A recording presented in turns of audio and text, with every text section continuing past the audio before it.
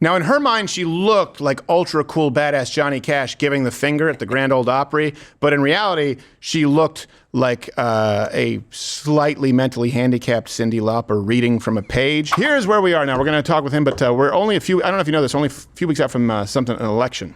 Yep, big one. Yeah. Biggest. You guys been thinking about it? Here and there. Okay. I've heard some rumblings. Right. Not on the weekend. Who's on the ballot? Yeah. You guys know it's a show, right? So, right now, as of right before I start broadcasting, it's a dead heat. 47 days until November 5th, Election Day. And new polling out today points to an overarching theme. The race for the White House will likely be one of the tightest contests in modern American history, with Harris and Trump deadlocked across several battleground states. In Pennsylvania, the state that could determine the election, a new CNN poll of polls shows the two candidates in a dead heat race with no clear leader. Really like that word, dead heat. Did you notice that Kamala's running against her own father? Yes. It said that on the graphic. It said Kamala Harris and then Donald Harris. Did it? Yeah, it did. Wait, Did it? Are you sure? Donald J. Harris. We need to have him back on the show. Yeah, he's got to address this. Why are you tied with your daughter? Donald Harris. How did we miss this twice? By the way, they also trimmed his comb over on the side. Yeah, a little bit. They gave him a little bit of the Burt Ward hair there. That's not how his hair looks. No, they're trying to take it away from him. I don't like it. Donald Harris. Well, you can't trust the poll. No, I too would not say that I'm voting for Donald Harris. They put that on the ballot. So. Yes. I've been skeptical about some of these polling results, and it's all starting to make a lot more sense. It's all coming together. Melania's going to be pissed when she finds out that not only did he leave her, he took her name. Yeah. Well, and she's also going to wonder if he has all that money. So the RCP average has Kamala at 49, Donald Trump at 47 nationally. 538, which is a big, considered pretty reputable. It again has it as a toss-up here at 45.6 for Trump, 48.3. The poly market odds are at Kamala 51, Trump 47. So, look, this is one of those situations, like I've said in the past, this is going to go back and forth. They had some huge polls that swung after the debate. Donald Trump has declined another debate, which makes me think there's really bad internal polling for Kamala Harris, honestly, at this point, because she's kind of gained the momentum that she would from the debate, and it seems like she believes she needs significantly more. And as we get into some states, and Ginger Snap, you really are plugged into this, right? Yeah. You're a political maven. The New York Times Siena poll, which tends to lean pretty left. Yeah, like they all do, outside of one or two. Yeah, outside of one or two. They have Trump now in Arizona at +5, right? And they had Biden at +9 in 2020. I can't even come to terms with how those numbers both exist in the same world. Yes. Well, here's what's crazy. People will say, well, they got it wrong in 2016, and so they corrected for the undersampling. They still, often, Donald Trump outperformed polls. So even if he just performs to the level of the polls or just a couple points better, which would be pretty conservative, it's a huge swing. Right. That's what the context of that matters for the defeatists out there. Georgia. Now, a lot of people thought, they thought that Donald Trump was going to win Georgia last time. You go back to our election coverage, it was a statistical tie going into the election 2020. Trump is up by 4 in Georgia right now with this latest poll. He's up in a lot of these states. And again, he was down in some of these states that he is now winning, even if by a point or two. So the margin of error, if you look at it historically, tends to really mean take it and add about anywhere from 2 to 5 points to Trump. Right. That's really what that margin means. So for anyone out there saying, this is done, it's a lock for Kamala, I'm sorry, I'm not really seeing that. And even Fetterman has said, you know what? It's really strongly possible that Donald Trump wins Pennsylvania. And if he does, it's good night. No, I think your point's exactly correct, is that their internal polling has to be showing some pretty bad stuff for them to be trying to force the hand on this debate. But the media is going to be doing their work for them. Like, well, look at the Kamala Harris momentum and blah, blah, blah. They don't want you to go out and vote. They want to blackpill you and say, well, we can't win. We're down in the polls. Let's chill. But even the New York Times can't hide individual states. And we need Trump to win those Arizona, Georgia, North Carolina before we can worry about anything else. But I think he wins those. And then it comes down to just basically winning Pennsylvania. And like you said, Fetterman seems to kind of have his ear to the ground there, as one would. We had Scott on last week. The early mail-in voting data out of Pennsylvania looks very good. So there's a lot of positive momentum that I think should just inspire people to go vote, because it's all about turnout. If Republicans turn out, we win the election. Yep.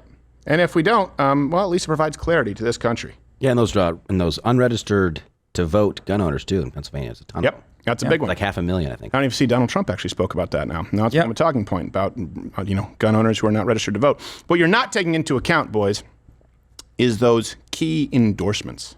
Ooh, that's the name of the game with with election. It's all about endorsements, and you have both Kamala, but Donald Trump as well, receiving some pretty notable endorsements over the weekend. Breaking right now, Harris scoring a major endorsement. And Harris continues to rake in high-powered endorsements, such as the one she received today. Donald Trump is scoring a somewhat unexpected endorsement, meanwhile. In the battle of his celeb endorsements, you'd have to say that Kamala Harris is winning. Celebrity endorsements are rolling God. for both presidential nominees. How public figures are boosting campaigns and the impact endorsements could have on the election.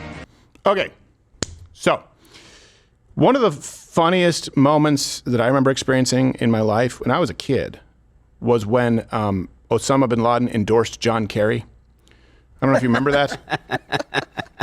It took me a while to stop. Too. I was pissing myself laughing. So, not all endorsements are good endorsements. Some endorsements may be seen as bad endorsements, like Satan, for example. Or Putin. Or Putin. Effectively. But I will tell you, not as bad as Satan, to be clear, or even Putin, but pretty bad. Kamala Harris has been endorsed both by Dick Cheney and the Union of the IRS. The only organization less popular than chlamydia. Why the hell does the IRS have a union? Exactly. Exactly. It's like, no. We have to make sure that we collectively bargain for our right to fuck you. They need that union to keep them in business. More people fear being audited in this country than being mugged. Stamp Kamala Harris. That's what you just saw. Let me read for you the union president, Doreen Greenwald. I already don't like her. It says, when it comes to treating federal employees, meaning the IRS, with respect, valuing their service, and investing in their work, Kamala Harris is the clear choice. I don't value your service, IRS. I don't value your work, and I don't respect it. Thanks for making it totally clear of who I should vote for. You know what you think of when you file that return, or when you actually find out you've overpaid and they take 2 years to mail you the check? I respect these sons of bitches. Is this sabotage? Because who at the IRS thinks, yes, this endorsement, this is going to bring it home. All these hardworking Americans are going to see that we back Kamala. Yes. Let's go, baby. Well, see, I think that they're under the impression that the IRS, and you guys can maybe let them know, that the IRS is popular with most Americans. And I think that's because they believe, hey, the IRS combines the already very popular practice of taking money away from you. But what you fail to realize is they combine it with doing so at gunpoint. Now with 87,000 new agents. Yes. No. Sorry. Employees. Sorry. Remember, you get fact-checked. It's not agents. They're employees. Well, hold on a second. What other employees do you have at the IRS? Your only job staff. is to take money. How many secretaries do you have? Someone's going to count the money. And by the way, what she means is it was a huge windfall for IRS employees right after the Inflation Reduction Act, including much higher pay for bureaucrats. Of course, you saw tax hikes. Of course, you saw over 80,000 new employees added to the IRS. Think about this.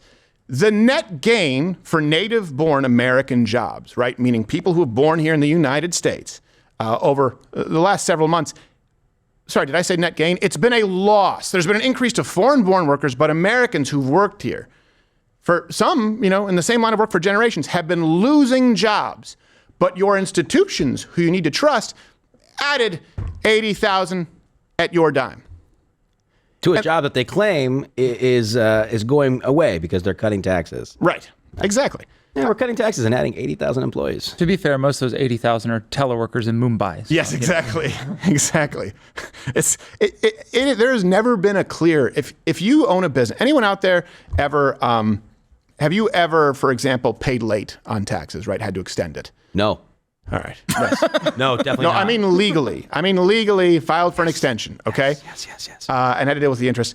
And then, on the flip side, have you ever actually overpaid? This is a real question. If you are someone who has done both, because I've done both, where you've overpaid and they owe you a refund, and sometimes you need to file some kind of an extension, or you find out that something needed to be paid that you missed, right?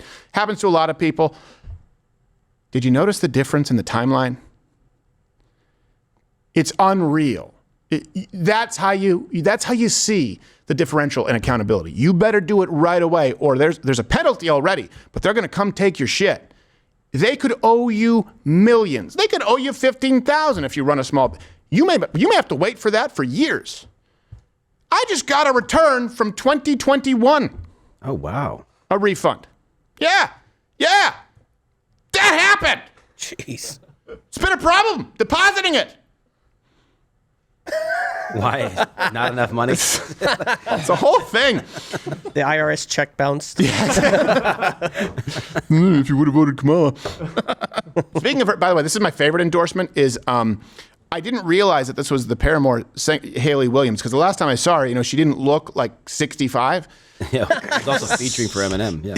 Yes, here is Paramore singer Hayley giving you not just an endorsement, but well, I have a second clip to show you, so just watch this first one through your fingers. Project 2025 is Donald Trump's playbook for controlling and punishing women, poor people. She looks like the bad kid from Karate Kid. Yes, Sweep the leg. It's time for all Americans to band together and to finally defeat the Trump agenda. And the only way to do that is by confronting him at the polls. Do you want to live in a dictatorship? Well, show up and vote.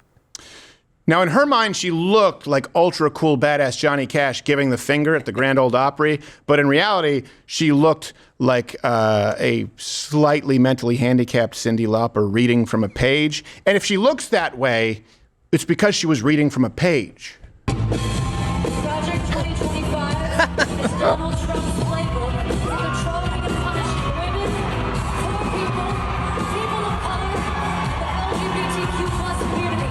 It is time for all Americans to band together and to finally defeat the Trump agenda. Well, she reached 30 people. Yes.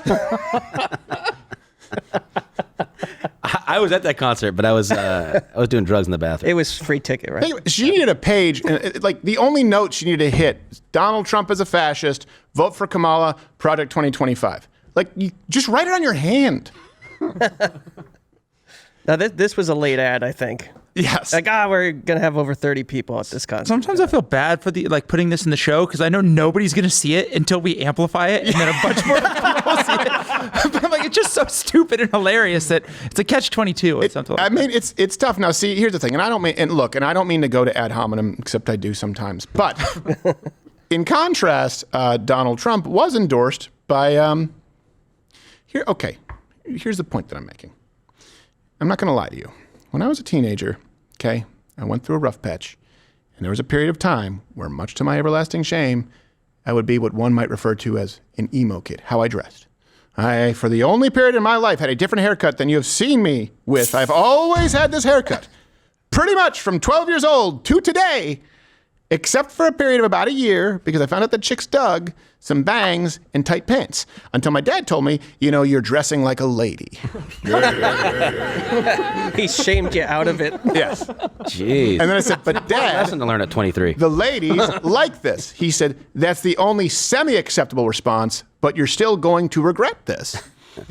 And he made sure that I regretted it. But it doesn't age well. And this is one thing, too. People who are out there into trends, not just fashion, but if you were into trendy ideology, you are going to look back and be embarrassed. If you just stick with the fundamentals, principles of personal accountability, of responsibility, of pursuing virtue for the sake of virtue, as far as values, and then, for example, fashion-wise, just don't do something that's going to be out of style maybe 2 weeks from now, you won't look back with embarrassment. And I just say that to say Paramore, I know that's not her name, versus aging gracefully, a person who endorsed Donald Trump, Danica Patrick. I will not be judged to live in America, be an American, be a proud American, say I love America, and want to make America great again. I won't be judged for it. In fact, instead of quieting down, I'm going to get louder. She looks better than when she was racist. Yeah, she looks pretty good. Swing. Well, she's not in a fire suit. Yes, it's true. Fire suit kind of did it for me, though. She's not covered in soot. Yeah. Well, especially if it's like the onesie pajamas with the flap. She had GoDaddy commercials. Remember those? Yes, I do remember the GoDaddy commercials. I didn't realize she was a racer at the time because I don't follow sports. Well, she also wasn't winning, but yes, that's kind of a big deal. Irrelevant. Remember that woman who was in golf? They're like, she's going to be the next. Oh, disappointment. Sorry about that. Just the way that Republicans and Democrats speak it contrasts so clearly. Yeah. You have one lunatic yelling at a screen with her looking like, I don't know, Josh Brolin from the Goonies. And then you have like a beautiful, aging, gracefully attractive woman. Like it's just speaking like a person. Yeah, I was raised in Canada, and so in Canada I would get all of these celebrities, like Green Day would go there. I remember New Found Glory was one of them, certainly Rage Against the Machine, but I remember Bright Eyes, Conor Oberst went there, and they would always say like, I'm moving to Canada if George Bush wins, and he did a whole song about it, and I remember yelling out at a Bright Eyes concert, because it's pretty quiet, so one time you could, because it's kind of acoustic, and I said, yeah, no one was talking, but I kept trying to go, yeah, keep shitting on your home country like that, woo! Woo! Fast fair! Make fun of the George Bush being a Christian again. Hey, yeah, do that one again. Talk about how America sucks. What's your next tour stop? I was 17. And I didn't really even have a dog in the fight. I just thought it was shitty for them to go. They'd always go to Canada and Penner, I'm moving to Canada. And that doesn't want you. Yeah, I know. It's just, I mean, unless you're Haitian. But the point is, I was back then just like, this is just, you are from the land of opportunity. No one in Canada would know who you are if not for the United States of America. And they always come into this thing, just like Paramore. It was the exact same. They don't think about these issues. Completely opposite. Just one of them is saying, I won't be judged for this. This is how I feel. I don't want to be judged for this. This is how I feel. I don't want to be judged. And the other one's like, fuck you if you don't take my I'm judging you. Get out of the Yes. That's uncanny. We might get a DMCA strike for that. Hold on a second. If I close my eyes, I can't tell the difference. Is that Hayley Williams? Yeah. Look at us. Yeah. Hey, everybody. It's just Josh.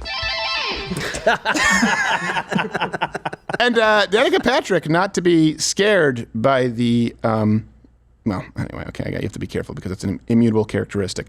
It's weird to me that Taylor Swift has no pigment. I know they've put it in her with some dye, but if you see Taylor Swift with that, like it's Casper. It's bizarre. Okay, so Patrick actually brought up Taylor Swift's endorsement of Kamala Harris, where she said, I love her music, to be honest, but there's no way that long post was ready right after the debate. Right. And here's something crazy. When people talk about celebrities, the New York Times Siena poll found that Donald Trump is actually more popular than Taylor Swift, where Taylor Swift only had a 44% favorability rating, where Donald Trump had 47%. I think that's Thank you very much. I think that's a failure. That's unbelievable. It is unbelievable. Every big singer like that should have a better favorability rating than every politician. Right. All you do is sing. People shouldn't know anything else. They should be like, I disapprove of, why? All you know is their music. It shouldn't even be close. It's like, hey, what's the favorability rating of these two people? Okay, what's the favorability rating of Donald Trump? Well, let's see. What do you do for a living? Well, I basically piss half the country off. I have to fight. I have to undergo investigation. Some people say I'm corrupt, but half the country feels represented. It's very polarizing. Okay, your favorability is at 47. Mrs. Swift, what do you do? I create melodies that are supposed to make people happy. That would not be her answer. And more people hate you. We should study you for science. Who do you think has a lower favorability rating, Taylor Swift or Diddy? They're going to have a super freak off to find out. Yeah. Hey, I like that. I have you'd have to ask Justin Bieber. That poor kid. I'm sure there's something that happened there. To your point earlier, though, Travis Kelce's definitely done with her. You can see it in his eyes. He's dead. Yeah, a lot of the favorability ratings coming from that. Yeah, she's dark crystalling him, like podling. There's like, give me your essence. I just want to play football. That's what's happening. That's the new era. That's the new album. Give me your essence. A great woman can make a man that much better. I'm telling, and it's true. But the saying does not go, behind every great man is a bitch. So, it can go one of both ways, I'm just telling you. And just look at the look on Taylor Swift's, on Travis Kelce's face and being with Swift. You know how you'll know? Once they break up, and all of a sudden it's like Rookie of the Year, where he has his arm, everyone's gonna be like, Travis Kelce's back. He's like, yeah. Well, he didn't have that mustache until they started dating. It's like he was like, here's a disguise. Yeah, exactly. So no one knows who it is. Here's a disguise from myself. Groucho Marx glasses. Because I can't hear the cheers anymore. Donald Trump also earned this is a surprising one, endorsement from the only place I know of in North America. It used to be the only place in North America where you can hear the active Muslim call to prayer. Across the city, Hamtramck, Michigan. The mayor is Amir Galeb, I hope I'm getting that right, saying that President Trump and I may not agree on everything, but I know he is a man of principles. I'll not regret my decision no matter what the outcome would be, and I'm ready to face the consequences for this and for many other reasons. I announce my support and endorsement for the former and hopefully the next president of the United States, Donald Trump. Just for context, Hamtramck is a pretty big city in Michigan. Michigan has a lot of sort of mid-sized cities outside of Detroit, not any other huge cities. Detroit's not even a huge city. They lie about their population. Hamtramck is 40% Muslim, has an all-Muslim city council. This could be the undoing of the left in Michigan because they can't help themselves. Did you see the polling? He's winning with Muslims in Michigan. That doesn't surprise me at all. But Jill Stein has like 80% of really? vote in Michigan. Wait, is she Jewish? Well, I don't know. I think the reason that Muslims support Jill Stein is because they don't understand. It's just she basically doesn't know how to run a campaign. It's not that she keeps her mouth shut like a good woman. They think she's just quiet. She's just unsuccessful. So, and by the way, Hamtramck, just to give you an idea as to where they banned in 2023 gay pride flags from any city property. Coincidentally, they've also banned pagers, walkie-talkies, and now carrier pigeons. Allahu Akbar. Allahu Akbar. Allahu Akbar.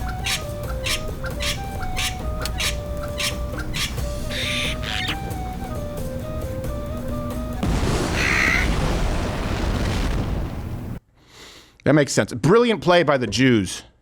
Yeah, they're really predictable. It's not about the bombs so much as they made all of Hezbollah fear technology and modern comforts. The smallest technologies, not even modern comforts. It's like post. Yeah. Used to be modern. But basically Hezbollah, they have to live in the Stone Age if they want to kill Jews. It's like they have a choice. Don't kill all the Jews or live like the Flintstones. Well, you could say that's modern for Lebanon, but that would also be wrong because it used to be a Christian country, which was extremely modern and extremely vibrant. And then, Islam took over and it does as Islam does. Well, anywhere there's a moderate country that is, historically Islamic, take a moderate country, right, or a country that seems to be doing well, add 10 years. That's it. Add 10 years, it will be a hellscape.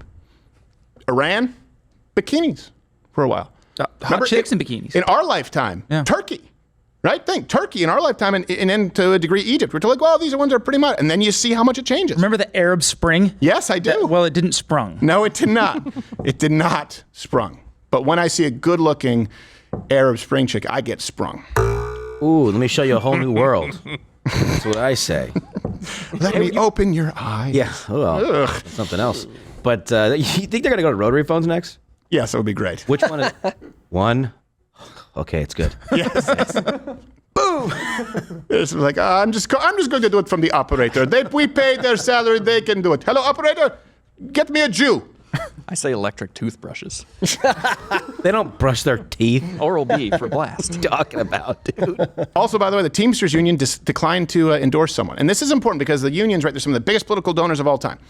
Teamsters Union, if the majority of their people in the Teamsters Union, if they support a Democrat, they will endorse a Democrat. When we know that a majority of their members support Donald Trump, they remain neutral. Think of how corrupt that is when you're talking about unions, and then apply it to public sector unions like the IRS, who come out and give Kamala Harris. Come on. Freudian. Your face. Is that a strike? I don't know.